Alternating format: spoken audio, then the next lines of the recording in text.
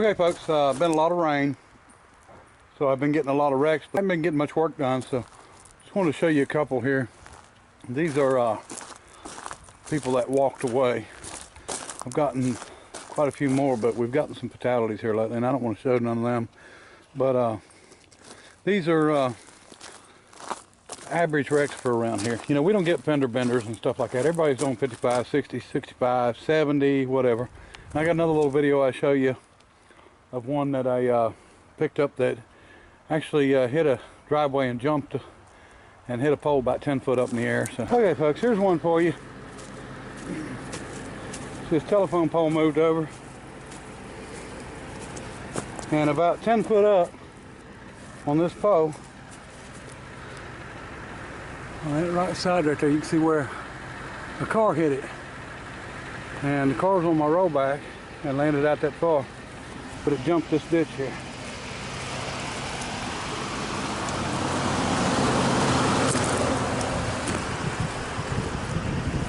Right here.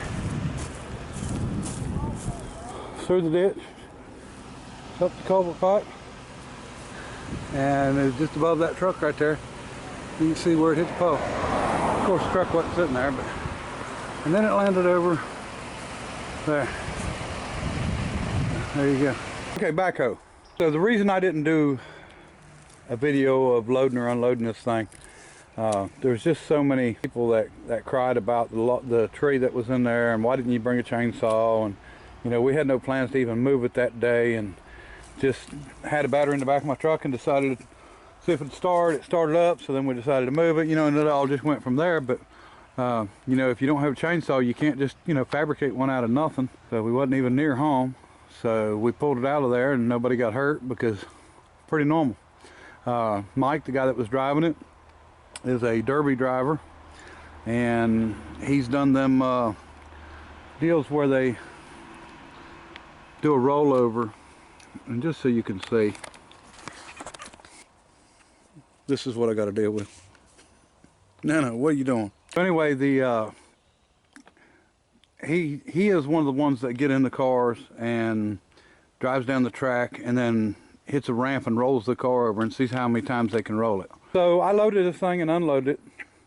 We actually pushed it up on pretty easy, but when I unloaded it with the back, it was on a pretty tall trailer with ramps about 8 foot long and maybe longer, but didn't have any steering, didn't have any, well, the drive system was working. We did get the drive system working, but you know, it was kind of rough, but we got it off, no big deal. But I didn't need to listen to everybody, you know, complaining, you know, we're gonna get ourselves killed and all that, because, you know, we didn't maim ourselves or anything else. And we'll get this CAT scan done on this thing. I'm going to tell you what is actually wrong with this machine. And I've had people even say, you need to just drive it to the junkyard. Well, which is kind of foolish, or well, really foolish, because I've bought plenty of old machines like these. You can pretty much tell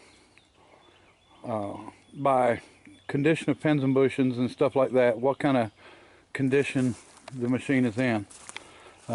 If you'll look, you know, everything's good on the pins, and then even on the bucket, they're good, they're good, they're good. You don't see that very often. That's pretty rare, to be honest with you. Now, there is some half-ass stuff on this machine. One thing is this cylinder. They've welded it up, but I just happen to have an extra cylinder, so it's not a big deal. But it's not leaking, so we'll run it until it starts. They had some kind of makeshift thumb on it, it looks like, at one time. And the machine's been sitting here for, well, going on a week now, and there's nothing holding the boom up, but it's holding itself up. So that tells you that the cylinders are not terrible. Now, it's going to need some hose work. Now, most of this oil here came from the hose that was busted when I went to get it, and I had to fix it. I just, you know, we didn't clean it off at all. I did dig a stump out with this machine when I got it here, as I was pulling it around, and let me see. Here's the stump. This is the top of the stump. This is the tap root A lot of people may have not seen this before. Now I broke it off. It probably goes down another 3 foot maybe. This is a straight down taproot, and the way these pine trees grow is you'll have a few roots coming off the sides, and of course the tree, and then this long taproot. And this wasn't a, I guess this was probably a 12-inch tree, but you know, you start getting into 16, 18-inch trees, and you start getting into taproots that sometimes are, you know, 10, 15 foot long. And this one happens to be, you know, probably 7 foot. And what it is this sand, these trees are trying to grow down to clay, which would be where the water would be running. So they continue to grow straight down. You will not uproot these trees. I don't, you know, windstorm, hurricane, tornado, they're not going to uproot. What's going to happen is they're going to break off. I've seen it plenty of times. I've seen it with tornadoes.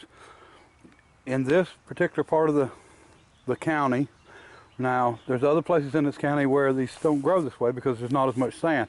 I'm right at the edge of what we call the sand hills, and this part of the land was underwater in the ocean more recent than just west of us. So that's why we've got so much sand, and this is the edge of it. They call this the gateway to the sand hills. So that's why we have taproots that grow down like that. So, you know, these trees don't uproot, they break off. So back to the backhoe. Okay, we're going to get by with the tires. You know, as long as they hold air, we're going to run them till they blow. Not a big deal. You know, it's not a safety deal. You're not going down the road with it. Here's what I've got to do to this backhoe to make it operational and runnable. A few things about it. It runs as good as any 188 diesel I've ever seen run. This is a 1972 model, so it's not, you know, it's not a spring chicken by any means. It does not overheat. It does not leak water. The engine has blown up before, and I believe maybe thrown at least one, maybe 2 or 3 rods, and somebody's repaired it. Very impressive repair. As you can see, looks like nickel all the way back and around. This looks like a steel plate that they had put in. No leak, and it's actually welded all the way down here to where the pan bolt's on, and all the way down here where the pan bolt's on. So that's impressive work right there. Don't care what anybody says. And it runs good. I mean, it's just, it don't leak around it or anything. So, you know, I'm just totally impressed with that work. Yeah, I'd like to meet the man that done that, and maybe he could teach me something. So anyway, here's what we got to do to the machine to be able to use it. The cylinder, not this one, but on the other side, is leaking. We got to pack it. Okay, so we're looking at $30 for, you know, for seals, and I can pack it myself, no big deal. So we'll take care of that problem. Okay, we've got a major leak on our drive system. Now, the way this works, the transmission or the rear end housing is separate from here back, and this operates your transmission. Now it's low now, but before, the reason it wasn't moving, it may have been low also, but it was full of water. And what I done was drained it and put new in it. Now I wasn't able to drain the torque converters. There's another plug there that is supposed to have, you're supposed to be able to go up to the torque converter, and there's a pipe plug that you can drain the torque converter. But I couldn't get the plug out of the bottom, and I was, you know, I didn't have enough tools with me to do what I really needed to do. It was rounded off. So I just went ahead and drained the transmission, got all the water I could out of it, and then put new fluid back in it. It moved fine. Now, I have no doubt that the pickup screen's clogged up, or just about clogged up, with that water and stuff in it. It's just nasty.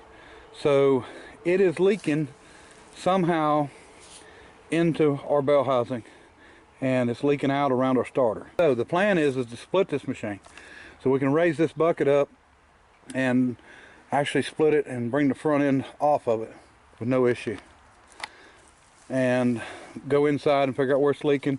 We'll clean everything up. We're not going to put clutch plates in it. They're really hard to find for a 580B. A 580 580B is the early ones. They're really hard to find drive parts for. I think you can buy them individual. You can't buy a kit. I can't find a kit.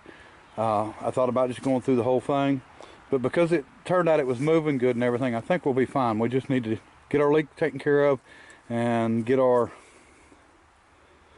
everything cleaned up good. So we'll do that. And then our power steering.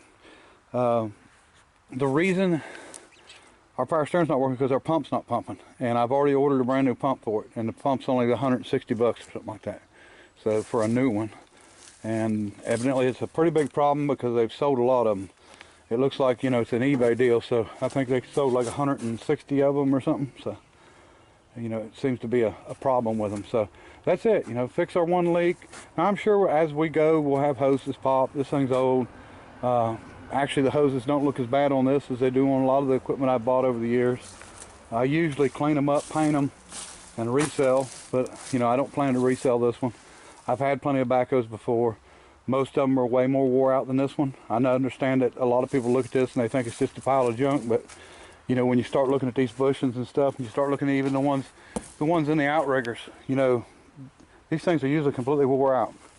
And the fact that they're not worn out is actually pretty amazing.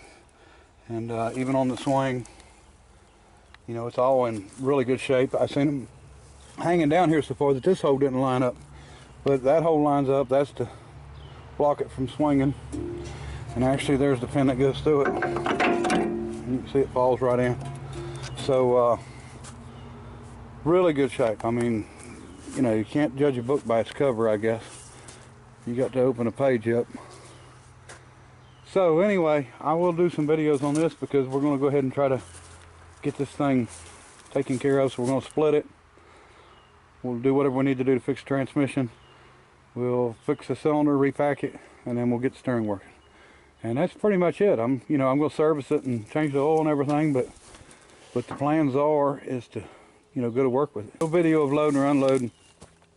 We put it up on a tall trailer. It wasn't on a low boy.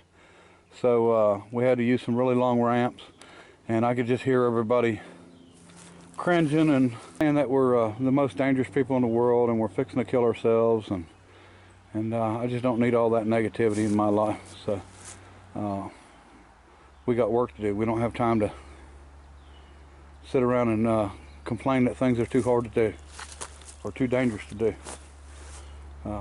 The only good part about it is if we died on it, we died happy. We died doing what we like doing. Looks like somebody's already replaced this rod. You see this every once in a while. Somebody will replace a rod with a piece of regular steel instead of using chrome plated, and that's what you end up with. Now, I'm not saying it's bad or anything. As long as it stays smooth and don't rust, you know, it's still gonna seal and everything, but, you know, and that one's not leaking, believe it or not. I mean, there's a bunch of dirt and grease and grime there, but I operated it up and down a few times and didn't leak at all. This tire's not too bad. The other one's got some, you know, cracking and stuff in it. And these are probably, let me see, Titan. These are all-purpose, but they're really tractor tires. These are not the right tires for this machine. If you're going to buy tires and put on a machine, agriculture tires is not what you want to put on it. This thing's way too heavy in the back end for these tires. But and then we've got a rim issue there, which I've fixed plenty of them. Weld a washer in there. Anyway, so we've got work to do with this. We've already got looks like we already got a GM one, or a GM alternator on it, which is a good thing. And for anybody that don't know, Case outsold all the other companies for 25 years straight with their backhoes. They sold more backhoes than any other company, Caterpillar and John Deere, for 25 years straight. Now, it may have went longer than that, but I know for sure there was 25 years there that, you know, the Case tractors, Case backhoes were sold. They're good machines. They really are. They're not terrible to work on. You know, they're not hard at all actually to work on. You can really get some good service out of them. So I appreciate everybody watching, and until next time, bye.